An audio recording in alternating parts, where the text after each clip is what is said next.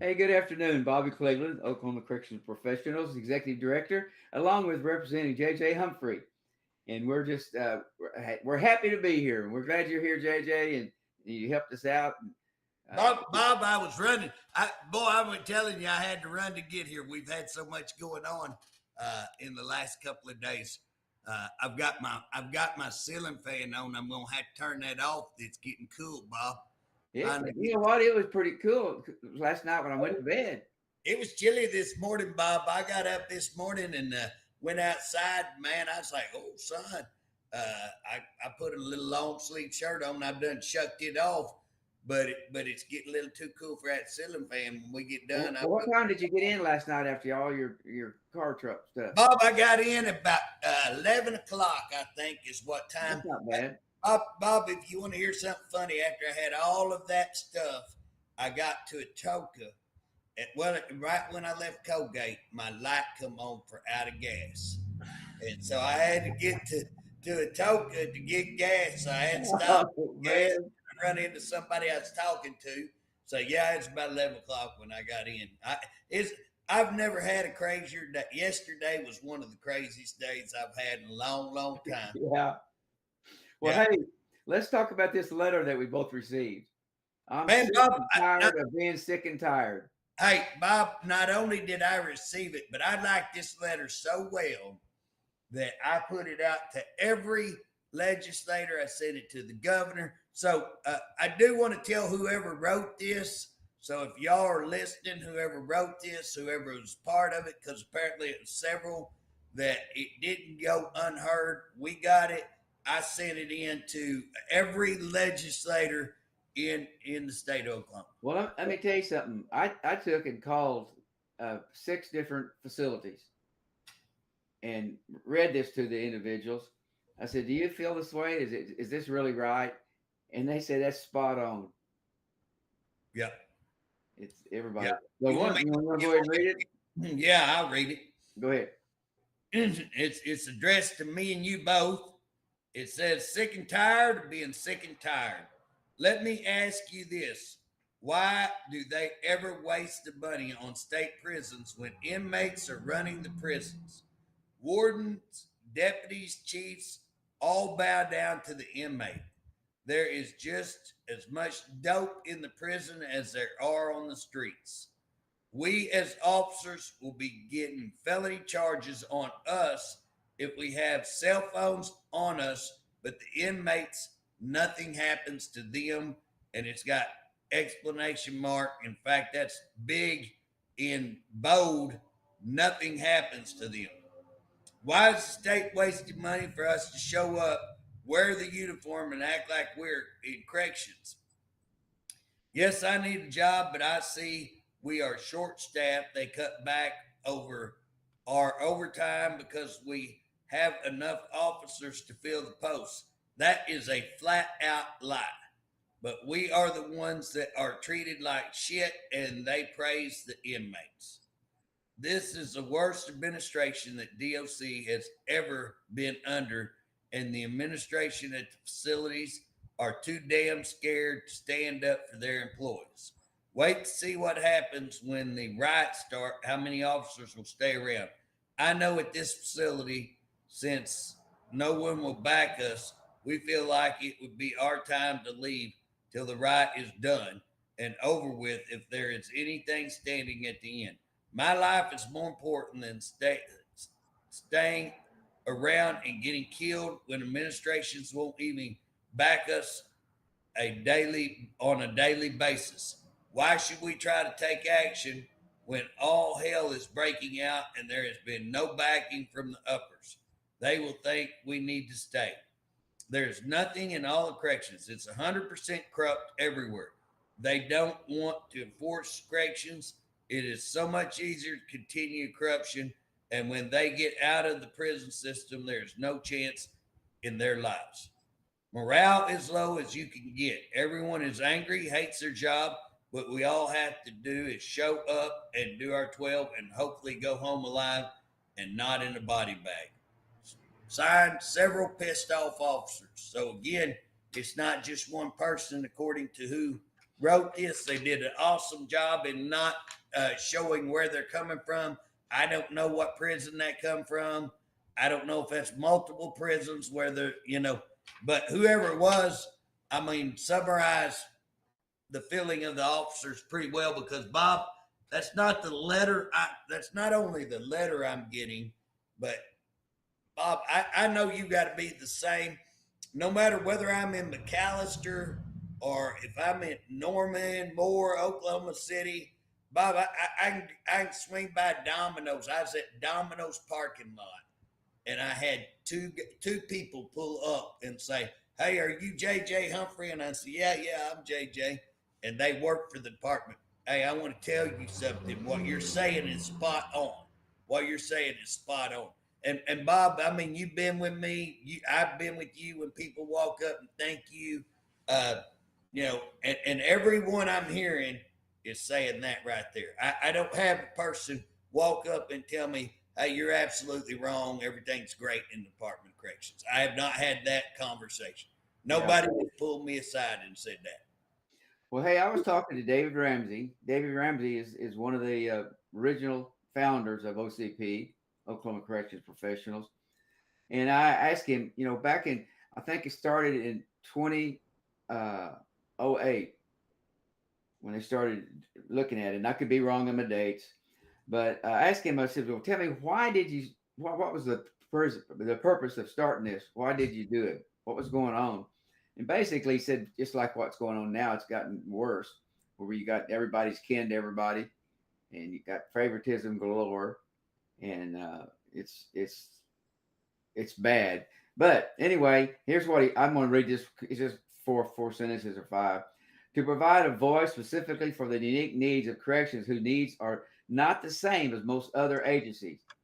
Other law enforcement is seen by the public daily, whereas we are behind fences, walls, and windows. We needed an association which could focus on getting what we do publicized, which in turn would help bring attention to our legislatures. One way has been is corrections is like utilities, water, electricity, etc. No one even thinks about it till something goes wrong. And I guess that kind of shows what it is. And I know that when it got started, I can remember this when I was up and running for office, but they started collecting dues actually in 2010. And they spent over $100,000 to have the right to have this association. So, Bob, we're not going anywhere. Yeah, I was working for DLC when they got that started. I actually applaud all the work that they did. I remember that. And Bob, you know what? If I remember correctly, now I could be wrong. I wish David was on here. He could tell us for fact.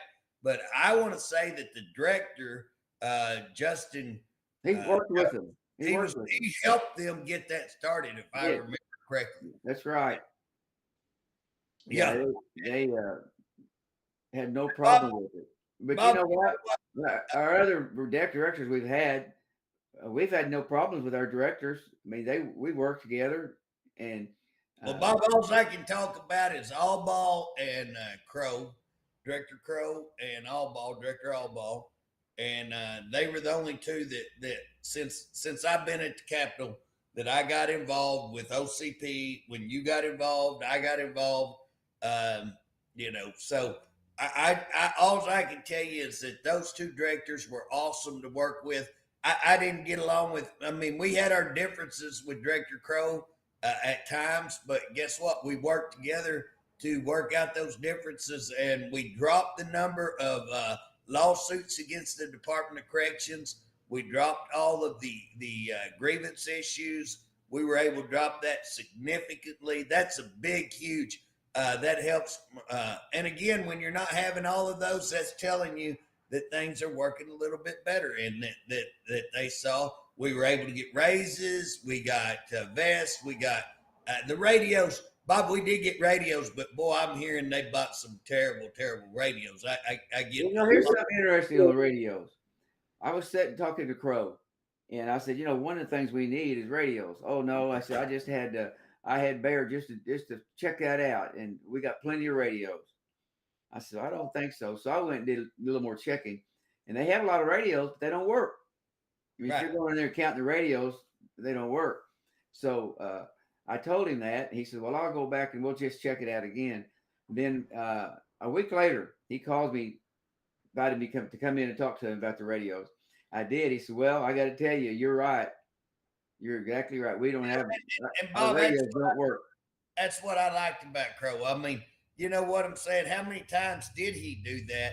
That, and again, like I say, we had stuff we never did agree on, but I can't tell you how many times that he said, "Well, let me check on that," and then he'd call you back and go, "Hey, you know what? That was true," or "Hey, we're going to fix that." And again, Bob, we fixed a lot of things without going to legislators, without going to court, without going informally talking, and just a lot of stuff got taken care of. And so, I do believe that he had the best intentions for the employees, and I think that's why we could work it. I know that all ball was like it. Well, And all ball anybody, changed the whole deal on morale. I mean, they oh, everybody loved all ball. In yeah. fact, I used to ride with him. We'd go visit prisons. We'd do it together. Well, here's what's funny about all ball, boy. I mean, it's his way or no way. You know what I'm saying? Yeah. He just that way. He was his way or no way. But you could go sit down with him. First time that I had real contact with him, I finally eared him down and got him set down. And I was like, "Hey, what's this?" And he's like, "Well, that's so and so because y'all done this right here." And I was like, "All I'm asking is this, so I can understand it, because I could have got you $4 million more if you would have sat down and talked." "What are you talking about?" And I said, "Well, nobody understood this. This is why." And guess what? From then on, it's like, you call me right now if it's something. And so we had a good relationship, and I know that a lot of people thought he was very difficult to work with, but in actuality, I love the fact that he would just tell you what he thought and what he was going to do. And in my opinion of him, he's actually, I like the heck out of him. I Well, like you know, one thing he did, he didn't act like he was special when he went to the prisons. I noticed this. He'd take his shoes off, take his everything out, go through X-ray just like everybody else. He didn't. No, he in fact he demanded that's what, you know what I'm saying? Yeah. That's what they were supposed to do. He was, you know what I'm saying? That's why he was there. He wanted to see, are you going to do your job, Now, And Director Harpe, he's told people that he couldn't work with me, which is a lie, because he told me he wouldn't work with me. My first yeah, day he of never visit, he tried said, to "I work. won't work with you, and you don't need to call me. I'm not working with you. I'm gonna. I don't like OCP. I don't like unions, and so I like your grandson." And I said, I love your grandson, and I don't have a problem with you, but I'm not going to. I'm trying to shut this OCP down. I think he'd say that today, that he ain't got a problem with you. I don't. I think he would say he has a problem with it. But it's not that hard to work together, and I can disagree. The guy gets disagree. All ball, you could have an argument with him, and he didn't hold any grudges. I like him because you go in there. Here's what's funny about all ball. Bob, he's kind of like me and you. If people got around or get around me and you, they'll think they'll be like they're mad at each other, or they'll think I something, know. because I'll be like, Bob, what in the world's wrong with you, or something, and they just don't know that's we're just joking and kidding. But if we have an argument, I mean, it, you state yours, I state, fine. When we're done, we're done. And he was a lot, he just told you where he's at, and that's where he's at. And he was like, I'm the one making the decision, I'll make it. But he would listen to you. And you know what? You could go in there and work with him on about anything you want. Like I say, I will tell you this. I respect all ball because he goes into that board meeting and tells them to stick it. And he's like, "Hey, I don't have to have this job. I'm the one running it. If y'all want to run it, you run it. I'm leaving," and walked out right in the middle of the board meeting. And I don't know why I like stuff like that, but I just like, man, that dude right there's got some guts. He's my kind of guy. So I did. I liked all ball. All ball was probably, as far as recent people. Now, If you want to go back, James Saffel was really, really good for me. I really like James Saffel. I like Ron Ward. Me and Justin Jones had a lot of uh, problems, there. Me and him had animosity. Not animosity. I always got along with him. But I will tell you this, Justin Jones knew corrections. You can say whatever, those that hate him. There'll be a lot of people listening to me. They go, oh, golly. Some liked him. But at the end of the day, I don't think anybody could argue whether Justin Jones knew corrections and whether things operated fairly well under him, and you didn't have to worry about inmates. Officers were treated, and I will tell you this, he did training. He did a lots of training, and he kept people professional. And you can't take that away from him. Now, there's some things I could gripe about, but all in all, compared to this guy, Justin Jones looks like a saint. And then I didn't have much dealings. There was two in between Jones and we had that guy from Arizona or somewhere. Yeah, the guy that rode around and had got the bulletproof car. Yeah, I think you had dealings with him, but I never had. I did have dealings with him, so I don't know about him. But I've known, I knew of Crow before. I worked with Crow there about 3 years when he was director. I worked with Allball just a short period of time. And, both of those guys, I will say I liked them. Now, again, me and Director Crow. Well, JJ, we talk about this a lot. All we can do is we talk about what's going on and tell them the truth. Just like this letter tells the truth. We don't make stuff up, because you don't have to make stuff up. We don't make stuff up, and we do our best to vet these comments, the things that we say. We do our best to vet them, and we can't get any information out of DOC. They won't respond back to us. Bob, it's very interesting that you say that, because I brought on something that I really want to highlight, because what you're talking about is so true. And again, the reason we talk about how we got along with others and how we did stuff and able to accomplish stuff, you can't get any information out of this group. You can't. I mean, everything. I'm talking about normal things to put out. Now they're saying that they can't put it out. Hey, let me tell you something. The director's salary is public information. You call over and try to get, okay, who authorized you to have this salary? Because the director's salary, you look it up, director's salary is this. Okay, who authorized that increase? That should be public information. That's an act that it takes one of three bodies to do. Which one of those three bodies did that to make that legal? Guess what? You know how many times I've asked for that? I don't even get a response back. Not one response. Well, the governor's not going to be there forever. And once he's gone, they find out all the stuff that's going on here, because we've had more incidents lately, but all the deaths that we've had, and this. Bob, tell me about the trips. You had was working on some trips that he's been taking. Well, Bob, just like that. We mentioned that on here. We talked about the trips. I think I wrote something out saying that, I was interested in how many trips he took, and then I thought he was out of the office too much. He comes out with a public memo. So he responded publicly and put out a memo, a media release.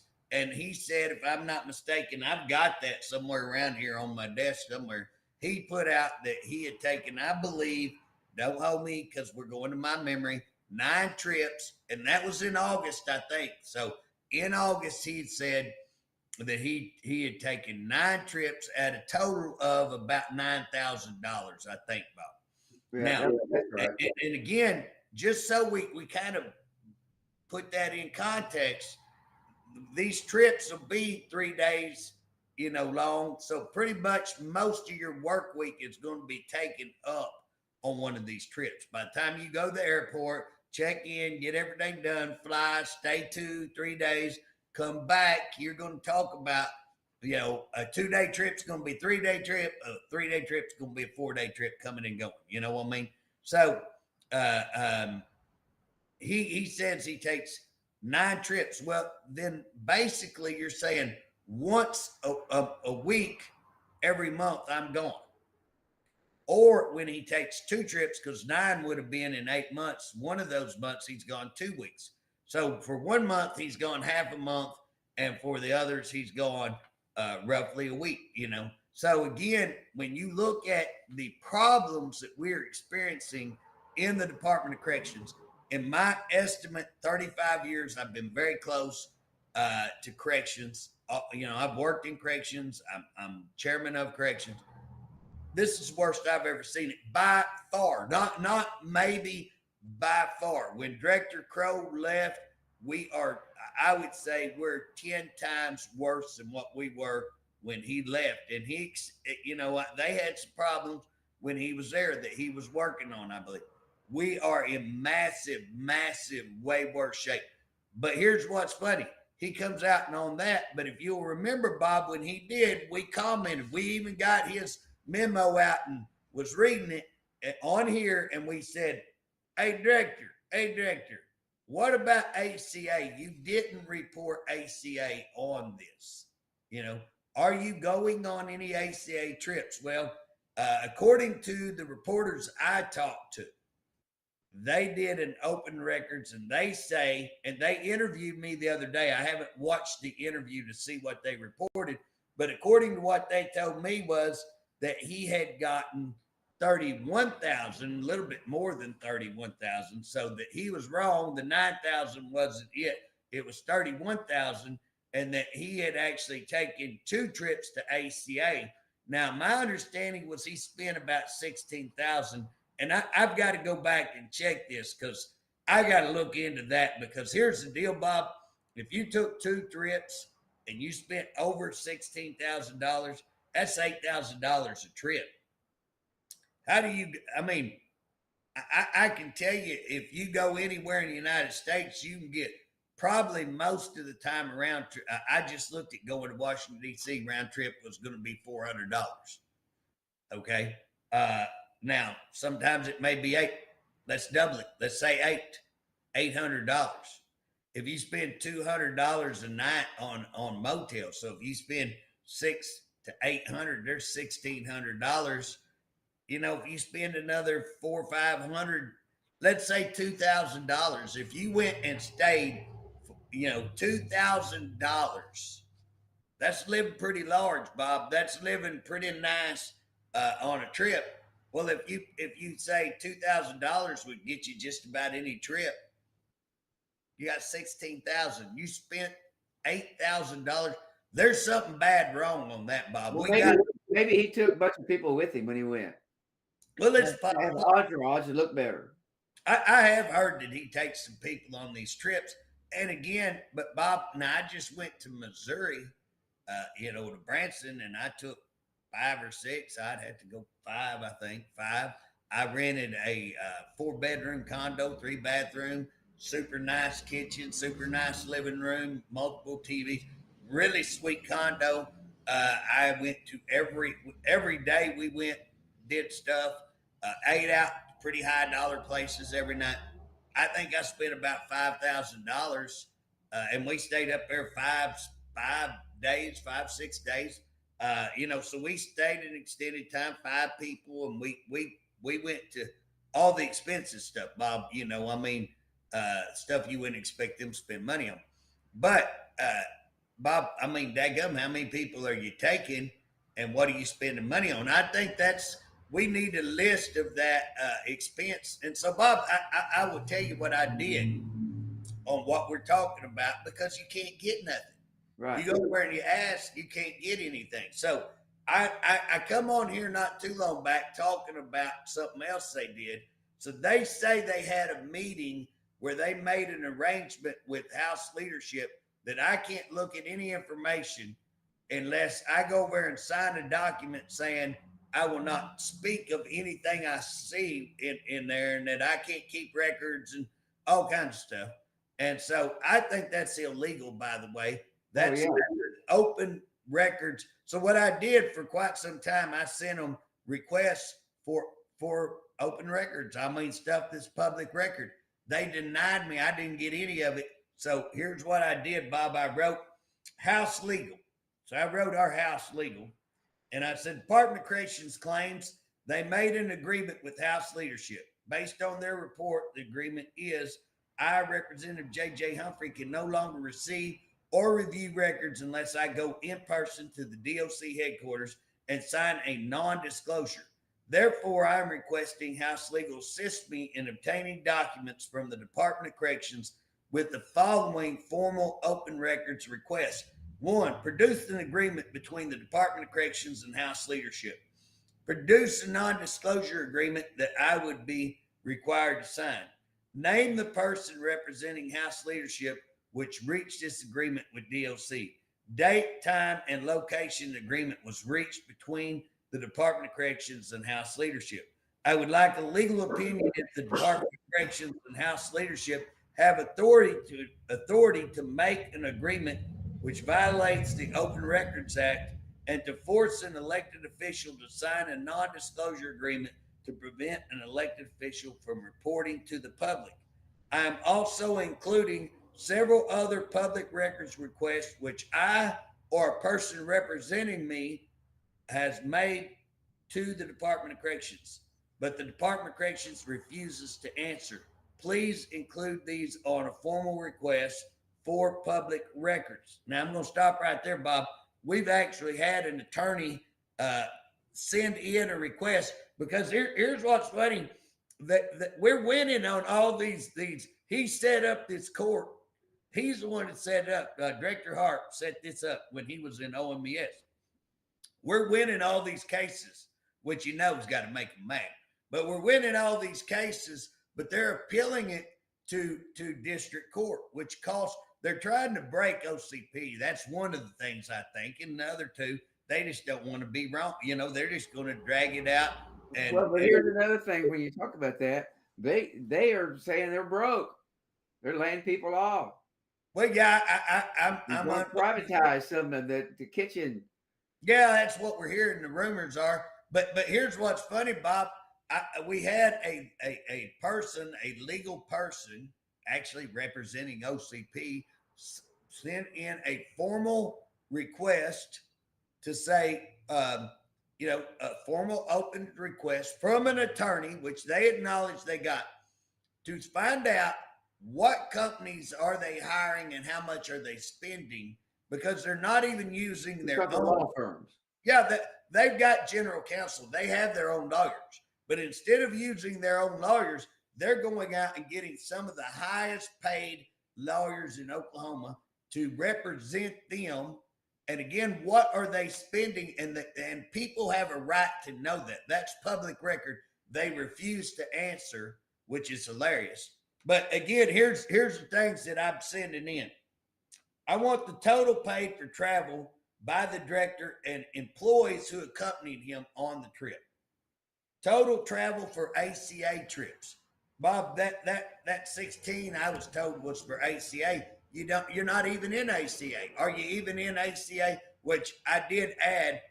It's not on this, but I went and said, hey, House Legal, please add, are they even in ACA? And so I did add that.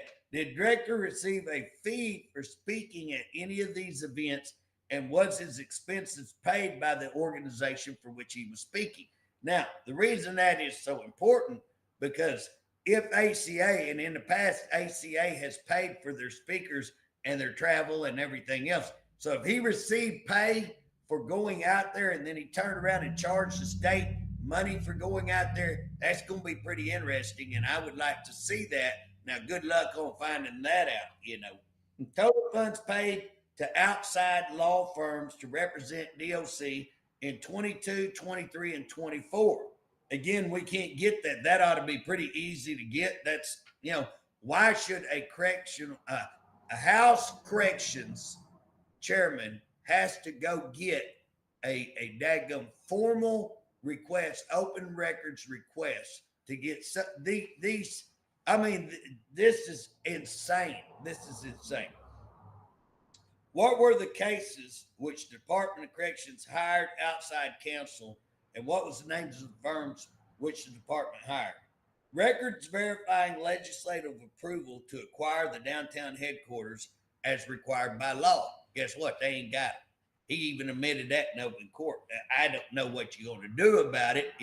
They already got the building. I don't think anybody's going to lock them up on that. But I'd like to say, did you follow the law? The answer is, I can tell you right now, they don't have the records because they didn't follow the law.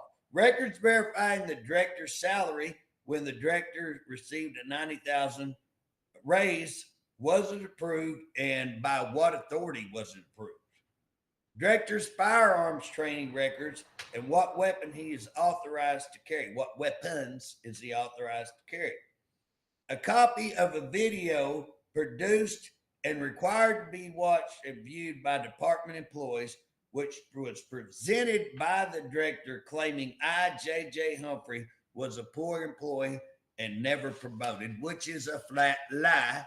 And again, I feel like a damaged individual because he lied so poorly on me.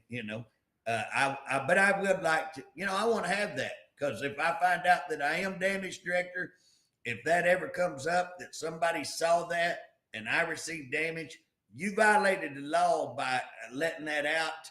The only thing that keeps me from suing you is nobody listens to you and you ain't damaged me and that we know of yet. But I'll get those records and put them in the closet. DOC policy protecting employee records and disciplinary action for an employee who knowingly, intentionally makes false public statements about an ex-employee service record. Now, why that's important, Bob, is the director violates stuff and nobody holds him accountable. He can shoot his floor, anybody else would be fired. He can leave a shotgun in a vehicle and have inmates clean it, and anybody else would be fired. He can carry his gun in places that he shouldn't. Anybody else would be canned on stuff. But guess what? Nothing is done to him. But let some person eat pizza that was going on when he shot his floor. Remember that? Yeah. He shoots his floor, nothing.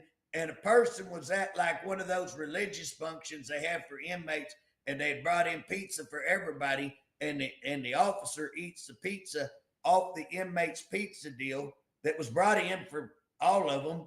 And guess what? They wanted to demote or fire that officer. You know what I'm saying? That's what ticks me off. That's why I want all these records. JJ's employment records revealing promotions from cadet to correctional officer, from correctional officer to probation officer 1, probation officer 2, and retiring at probation officer 3. Please include the records to reveal no position was available to promote in probation pro higher than officer 3 in Atoka between the time of 1990 and 2010, unless they moved or traveled long distances. Because they're claiming, well, you didn't promote, but okay, if I was to promote, I had to move. My wife has a job and I have cattle and land.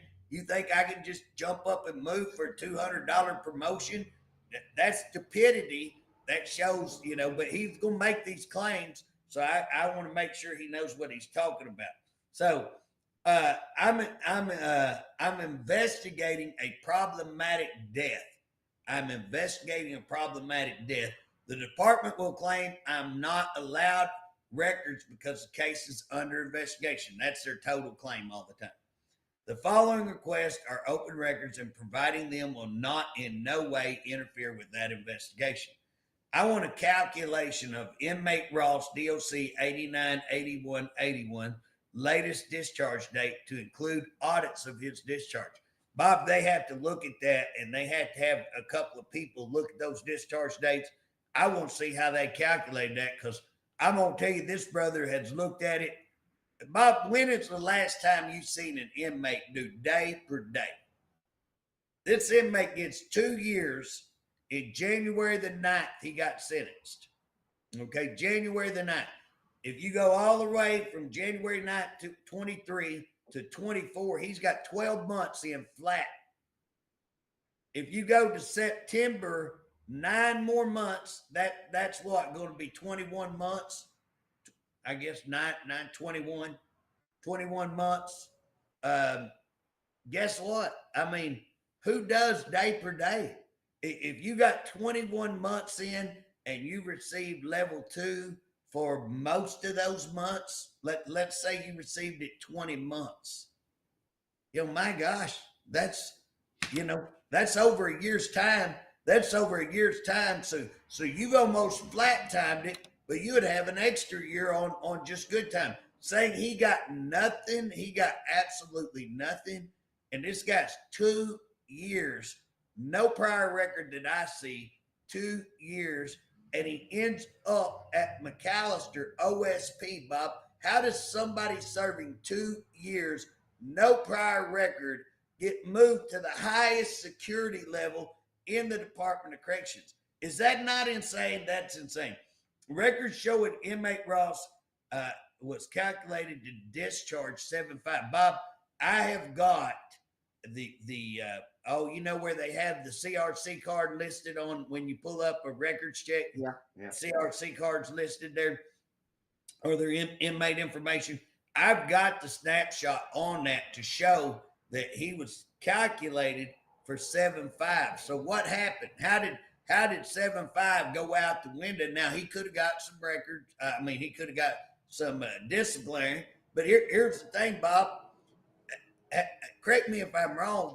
That's what that letter was all about. We just read, because inmates are being allowed to do dope and walk around the yard doing dope's what I'm hearing, and that they changed that class X to a class A? Is it now class A, Bob? Do you know? So here's my question. What's he getting rolled up on? I mean, if you can't do no dope or whatever, what's this guy done that would warrant taking him from minimum security all the way to OSP? How does that happen? So I want to inmate Ross's disciplinary record that shows, okay, man, this guy punched somebody, this guy killed somebody, this guy is such a bad cat that we had to put him in our highest security level prison in the state. Because I'm going to tell you, I will be shocked if that happens. Each of inmate Ross's transfers to higher security cell transfers on the night of death. They'll be staying up late and cheating on some paperwork right now, Bob. I can tell you they're in there right now. They got the doctors of the paperwork in there whooping paper right now to falsify these records. I can almost guarantee you, because I personally have been in the Department of Corrections a long time. If there's any reason to justify all this, I will fall out of my chair. I will fall over, call the medic. I'm going to be like Fred Sanford. Well, what happened to the guy when he got to OSP? Yeah, the guy died. The guy died at OSP. But here's what's funny, Bob. They contact the family on the 13th, and they say he's moving to higher security. They send that out by email. The family's got the email to prove that they sent it out, said he's going to higher security. On the 19th, an inmate family member, so a guy that's in prison at OSP, has his family contact this family to say inmate Ross is dead. Hey, your loved one's dead. They contact the funeral home. The funeral home or the medical examiner, I'll have to go back and see which one they contacted at that period of time. But I'm going to assume the funeral home, because they were going to cremate him. When they called, they were fixing cremating without any family approval or notification. Now they called the prison, and the prison, I've got the lady they talked to. The prison tells them, he died the 17th. So they're thinking their loved one died the 17th. Now here's where they get really mad. They call the funeral home, and the funeral home has his death that they received him on the 12th. So here's what's funny. The guy dies on the 12th. Now I've got a snapshot of that CRC card that I'm talking about, or that inmate information.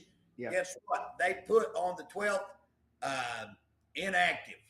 So they went and loaded this up. So obviously they knew. They went and loaded records received enough information to record him as inactive. I went to try and find out stuff. Hey, this boy's file sealed. Okay, he's inactive. Yet they send out a day after he's dead, and a day after they enter all this information, they send out a email to the family. Now, my understanding, and I might can prove a whole lot of what I'm saying. I don't go out unless I got the goods, Bob. But here's what's funny. They want to say, well, we couldn't get a hold of the inmate. We couldn't get a hold, not the inmate, the inmate's family. We couldn't contact the inmate's family, and we sent Tulsa PD out to notify the family. Well, that's a mind-boggling thing, because on the 13th, the family got your email. They have it. They received it. I think they even called and said, where's he going and all this. We'll have to get more information on that. But here's what's funny. We can't contact him. We can't contact the family. The guy dies on the 12th in a prison that how did he even get to that prison? Where it looks like, by damn, how is he still in the prison? So it looks like they held him past his discharge date. If that ain't true, I'm going to be shocked. I mean, who does day for day? Second, they put him in a prison. How in the world would you go from minimum to right there? And he was in minimum not too long back. So how did he, in the last few months, vote? Okay, so then, and according to them, they never notified him he was going to higher security till the 13th. When did he go? That's why I want to know. I want all these transfers. How did he? I want records showing how and who informed inmate Ross of the death, Ross's family of the death. I want the release of the inmate's body and who authorized it. I want who authorized the cell transfer from inmate Ross, because I was told. Now, again, I get a lot of information from inmates. Okay, so you can't just put everything on that. You got to be able to document. That's why I'm asking records. But I was told that that he was moved from cell to cell, and I've already written a letter saying, hey, these better be.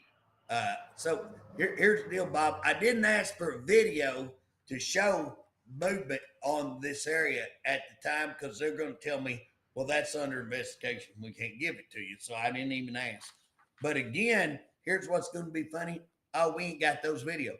So you're going to tell me you have an inmate death of this nature and this size, and you didn't keep the videos? I can't wait. I can't wait till we get these people on board and start asking them, because you watch them weasel. There is no way to answer these type of questions. Now, again, did the guy get transferred? Because what I was told by inmates, that he got transferred in the middle of the night. And I was told by inmates that you could hear him screaming down there, and that he was being raped and beaten. And I was told that nobody did anything. So again, that's rumor. That I haven't verified, because the Department of Corrections won't let you verify anything.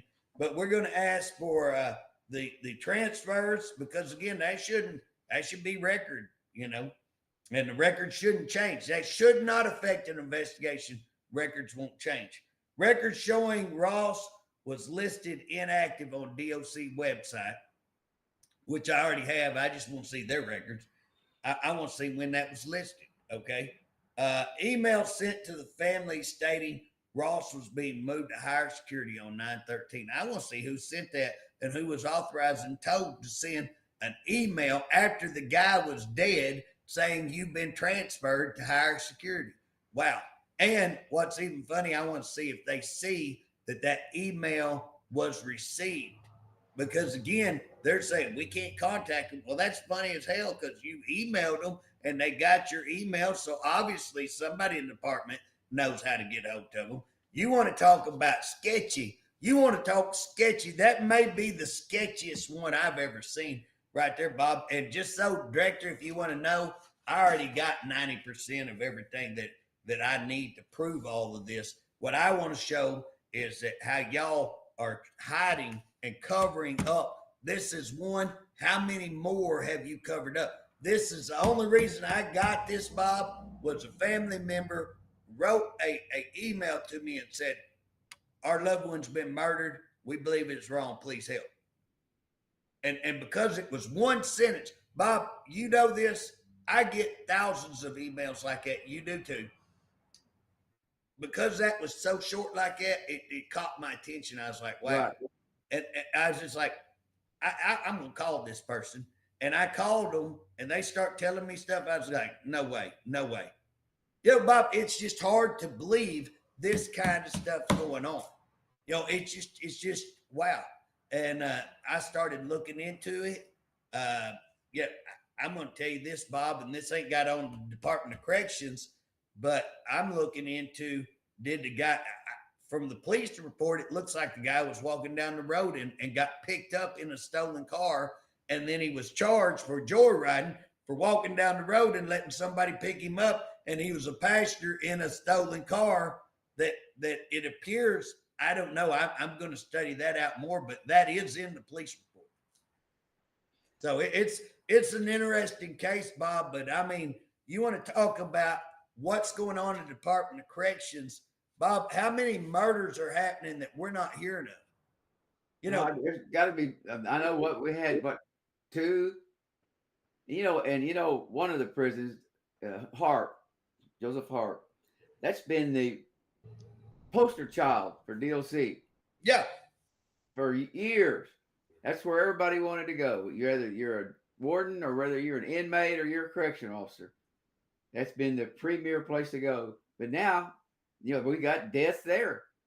Guys Right. hanging themselves. We got drugs, coming in like you never seen before. So it's made a whole difference in Joseph Harpe. They've taken it down. It's terrible. And I think not only was Joseph Harpe popular here, I think nationwide it set records and done some good things. Right. But well, Bob, and that's the deal. Like we hear about suicide, guy hung himself, but then we find out, oh, hey, that we don't hear this from them. We had to find out from others, but that he was being extorted. And guess what? He told them, I ain't paying no more. And a day later, he's hung in his cell. Now, again, he's getting out too in less than 2 years. Right. And again, why would he kill himself? Why would it Bob, it looks extremely suspicious. Hey, when they have a death in there, it seems to me as though the last people you want to have investigating is your OIG. Because you're investigating yourself at that point. Why do they not turn that over to the OSBI or even the FBI? Well, they used to turn that over to the OSBI. And again, I think on cases like this, that it still should be turned over to the OSBI. They're probably going to argue that, hey, we have our own investigative unit. Well, yeah, you do. And I'm not taking, listen, I know people that work for them and that are on the OIG, and they are good officers. There's a bunch of them that are good officers and that could work for any police department. And some of them have worked for police department. I know a guy that was retired. That's against the OIG. Yeah, that's not the point. The point is you're still investigating yourself. Yes, I agree, Bob. And I filed paperwork to try to get that. I filed a bill to say you should not be able. And how many times have I come on and said, when JJ investigates JJ, he gets off every time. Again, they should not investigate themselves. I mean, how common sense, who the hell would argue that? You know what I'm saying? Harpe, I guess, Director Harpe, I don't know. Apparently the Capitol didn't agree with me because I couldn't get it moving into Capitol. But that's a good example, Bob, of something that everybody out here in the Oklahoma, the state, would go, well, that's just common sense. Absolutely. But yet the Capitol goes, oh, no. Kind of like whistleblowers. If you went out here and talked to the public, hey, don't you think that we ought to encourage our people to come forward and tell of wrongful practices, money missing, and all of that? And don't you think that if they come forward, they should not be fired, retaliated against, or anything? I think 90% of the public would go, absolutely, maybe 99. I don't care what side of the aisle. I don't care if you're on Democrat, Republican. I think that's something that we can all get around. Guess what? Nobody, you can't get around it at the Capitol. And I do want to say this, Bob. If you get it on the floor, the members will vote for it. The problem is you've got a small group that prevents you from getting it on the floor. They control where it goes into committee. They get it killed. If you get it out of committee, they won't let it on the floor. If they do get it off this side, they go across the aisle and tell them, kill that over there. We'll kill y'all's over here. And all this trading and back and forth.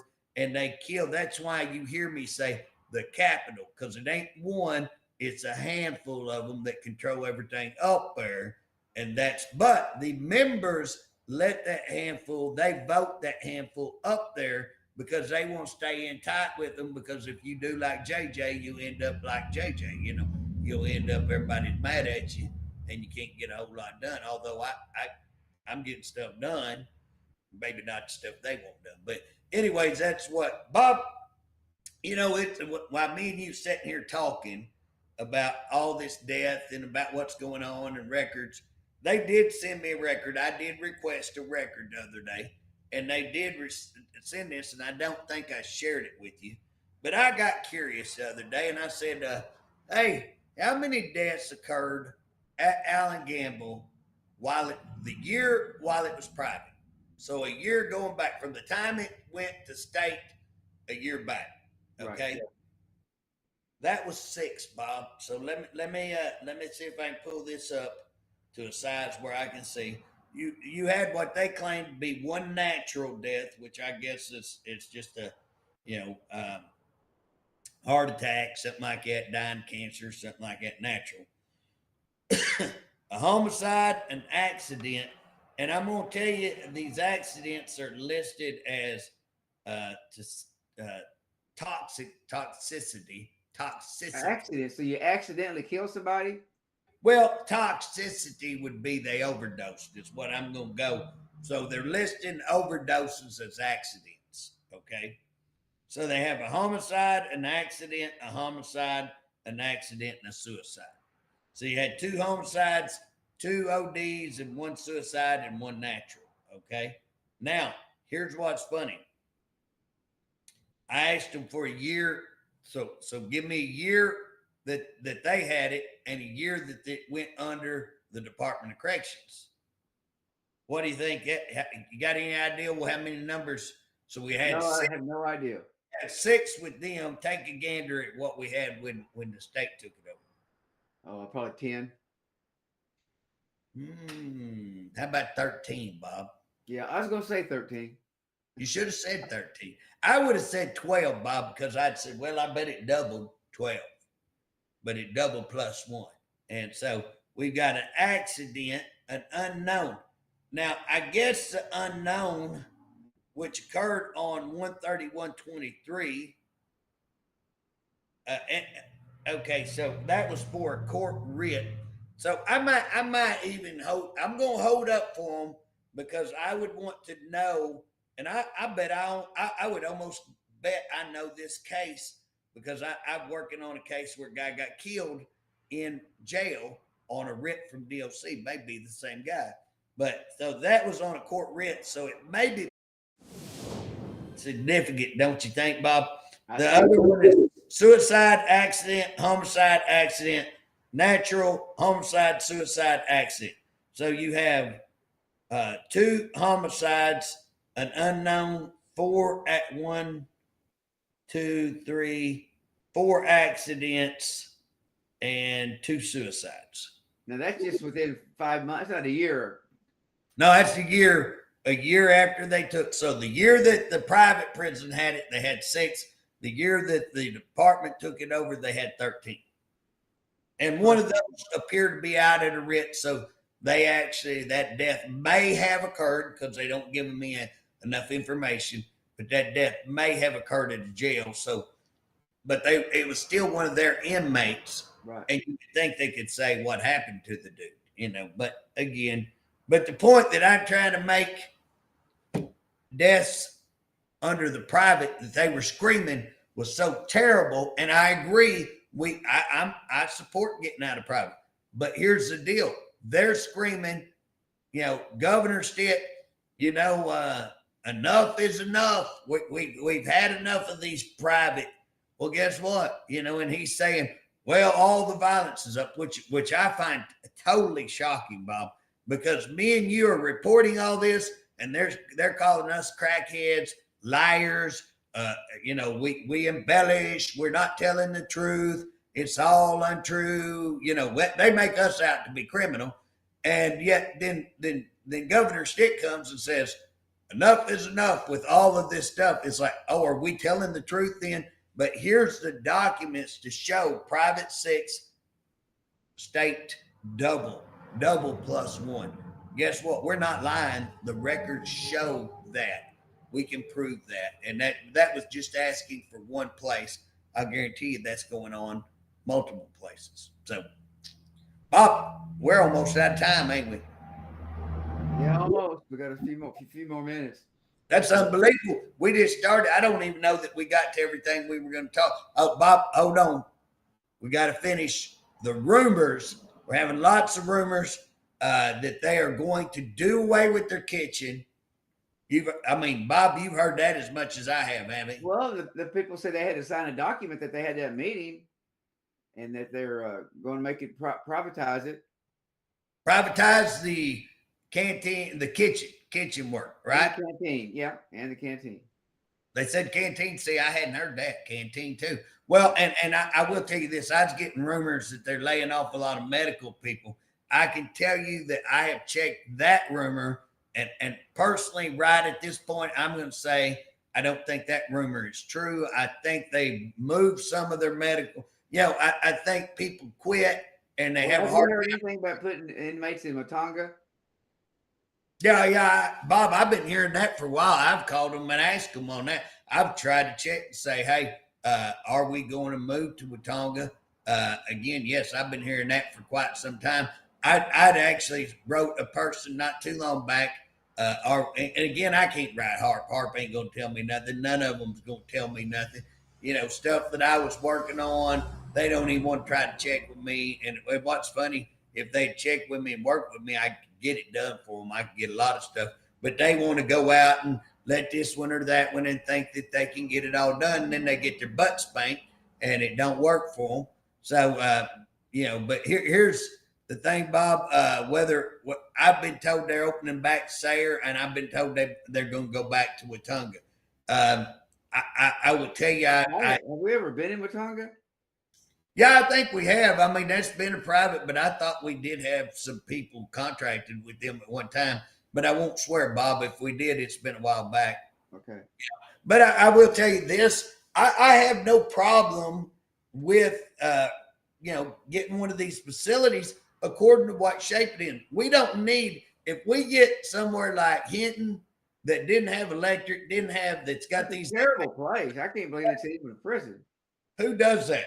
Now, if you get it cheap enough that you can go back in there and you can pull out some walls and you want to make separate cells and you want to do some renovation and you can do the renovation cheaper and you can build one, great, but do that smartly. Go in a year before, get that done, get the electric working, then get people there. That's a smart move.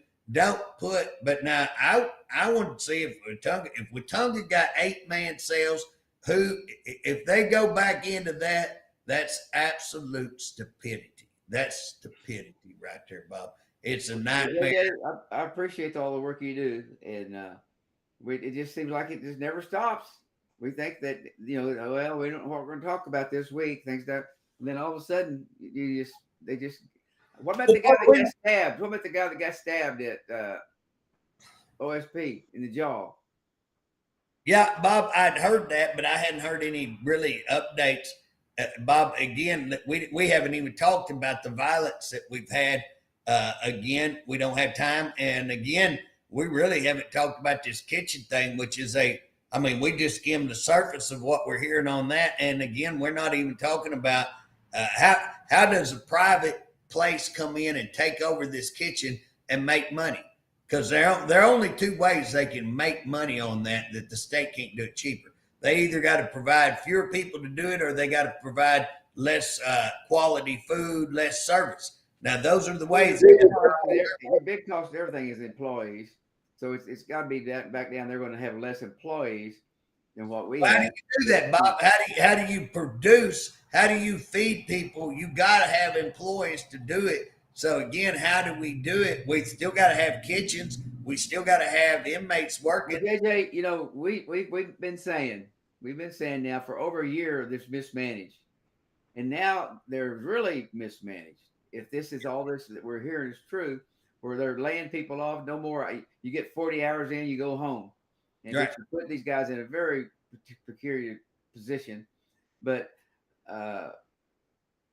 it just keeps up. Just one thing, then something else on what's happening here. But hey, I'm looking forward to next week. We'll have some more news. Yeah. We got some stuff we didn't talk about at all. And Yeah, director, stay home for a minute and try to get your house in order. That's what I'm gonna say. Okay. All right. Well, I'll catch you later. All right, Bob. Good talk to you. Catch you.